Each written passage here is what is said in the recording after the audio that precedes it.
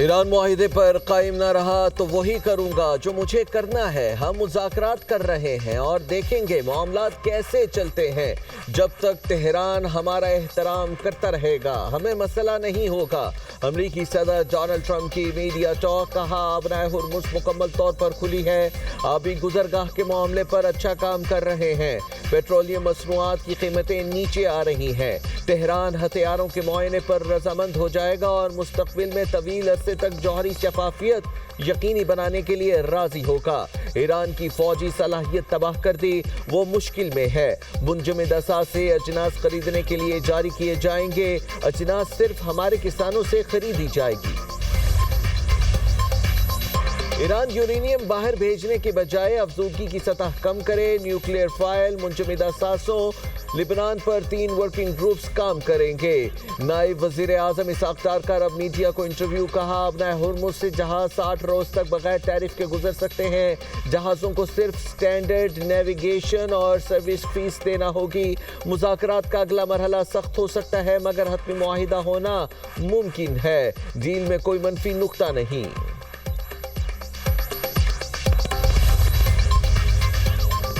Switzerland مذاکرات میں $12 ارب کے منجمد اثاثوں کے اجرا کے لیے دستخط کو حتمی شکل دے دی گئی۔ آبنائے ہرمز میں جہازوں کی آمد و رفت پر رابطے کا نظام قائم کرنے پر اتفاق کیا ہے۔ باقر غالباف کہتے ہیں اقدام کا مقصد کسی بھی قسم کے تصادم یا کشیدگی سے بچنا ہے۔ لبنان کی علاقائی سالمیت اور خود مختاری کی ضمانت دینے پر اتفاق ہوا ہے۔ مذاکرات کے ذریعے لبنان کا مسئلہ حتمی حل تک پہنچ جائے گا۔ مقاصد حاصل ہونے تک مذاکرات ترک نہیں کریں گے۔ صرف فوجی کامیابی کافی نہیں، فوائد سفارتکاری کے بغیر مکمل طور پر حاصل نہیں کیے جا سکتے۔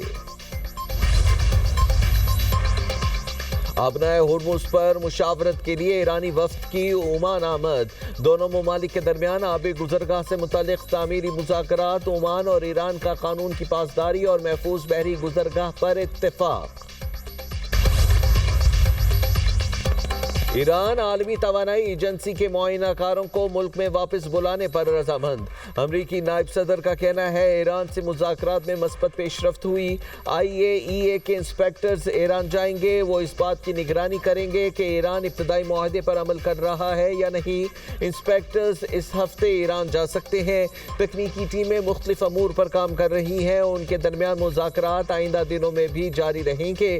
حتمی معاہدے تک پہنچنا چاہتے ہیں۔ ایران کے اس وقت تک منجمد رہیں گے جب تک بعض معاملات طے نہیں ہو جاتے۔ منجمد ایرانی اثاثے ریلیز ہوں تو ایران کو یقینی بنانا ہوگا کہ وہ عوام کی ترقی کے لیے استعمال ہوں۔ رقم دہشت گردوں کی مالی معاونت پر خرچ نہ کی جائے۔ آبنائے ہرمز کھلی ہے۔ ایران کے ساتھ مذاکرات میں معاملات آگے بڑھانے پر اتفاق ہوا۔ لبنان کی سیکورٹی زون میں اسرائیلی فوج کی موجودگی کے سوال پر امریکی نائب صدر کا کہنا تھا کہ ہم اسرائیل کے دفاع کا حق تسلیم کرتے ہیں، یہ بھی چاہتے ہیں کہ لبنان کی خود مختاری کا تحفظ ہو۔ پاکستان کی ثالثی کی کوششوں کے ثمرات، امریکہ نے ایران کا بڑا مطالبہ تسلیم کر دیا۔ 60 دن تک تیل عالمی مارکیٹ میں فروخت کرنے کی اجازت مل گئی۔ امریکی محکمہ خزانہ نے ایرانی تیل کی فروخت کے لیے عارضی جنرل لائسنس جاری کر دیا۔ ایران کو 21 اگست تک خام تیل، پیٹروکیمیکل مصنوعات کی پیداوار، ترسیل اور فروخت کی اجازت۔ ایرانی تیل شمالی کوریا، کیوبا اور یوکرین کو نہیں بیچا جا سکے گا۔ اجازت نامے میں انشورنس اور بینکنگ خدمات کا بھی احاطہ کیا گیا ہے۔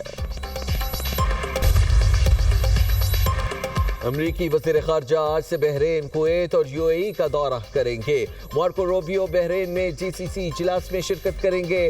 مارکو روبیو کی خلیجی قیادت سے ایران معاہدے اور علاقائی سلامتی پر اہم ملاقاتیں متوقع ہیں۔ مذاکرات مثبت اور تعمیری ماحول میں ہوئے، حوصلہ افزا پیش رفت سامنے آئی۔ وزیر اعظم شہباز شریف کا کہنا ہے 60 روز کے اندر حتمی معاہدے تک پہنچنے کے لیے روڈ میپ پر اتفاق ہوا۔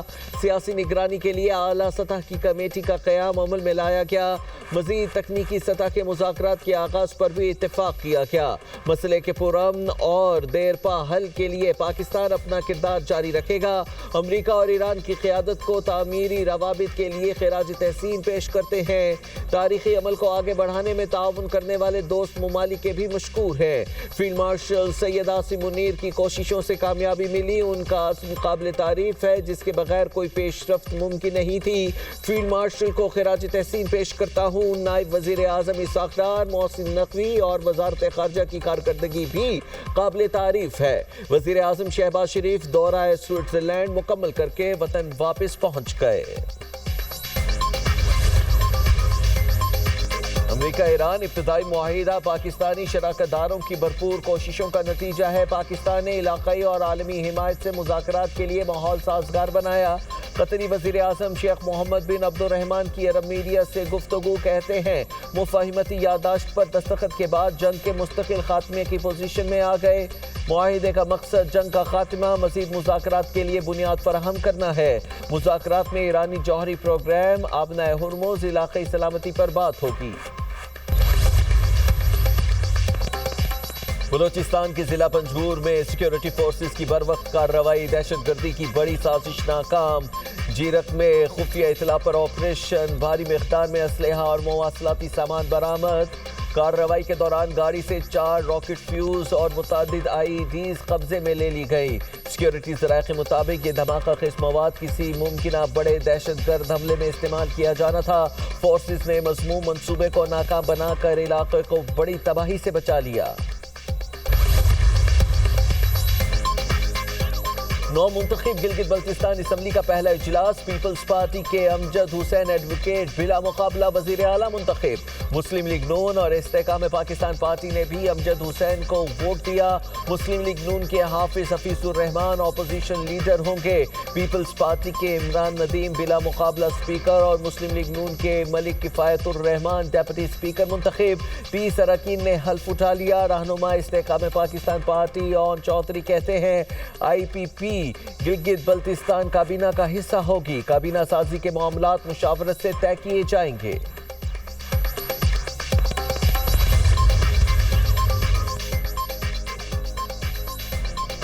نائب وزیر اعظم اسحاق ڈار سے چین کے سفیر کی ملاقات. جیانگ زائی ڈونگ سے کشیدگی میں کمی کے لیے پاکستان کی کامیاب کوششوں کو سراہا. اسحاق ڈار نے سوئٹزرلینڈ میں اسلام آباد MOU پر عمل درآمد سے متعلق اعلیٰ سطح مذاکرات کی پیش رفت سے آگاہ کیا. قاہرہ میں مصر، سعودی عرب اور ترکیے کے وزرائے خارجہ سے ملاقاتوں پر بھی بریف کیا. اسحاق ڈار نے پاکستان کی امن کوششوں کے لیے چین کی مستقل حمایت کو سراہا. عمل میں چین کے اہم کردار کی تعریف. چینی سفیر کا خطے میں پائیدار امن اور استحکام کے لیے پاکستان کی ثالثی کردار کی مکمل حمایت کا اعادہ. نائب وزیر اعظم کا پاکستان چین اسٹریٹجک شراکت داری کو مزید مضبوط بنانے کے عزم کا اظہار. چین کا امریکہ اور ایران کے مذاکرات کی رفتار برقرار رکھنے پر زور. ترجمان چینی وزارت خارجہ کا کہنا ہے امید ہے دونوں ممالک مثبت پیش رفت کے لیے ٹھوس کوششیں کرتے رہیں گے.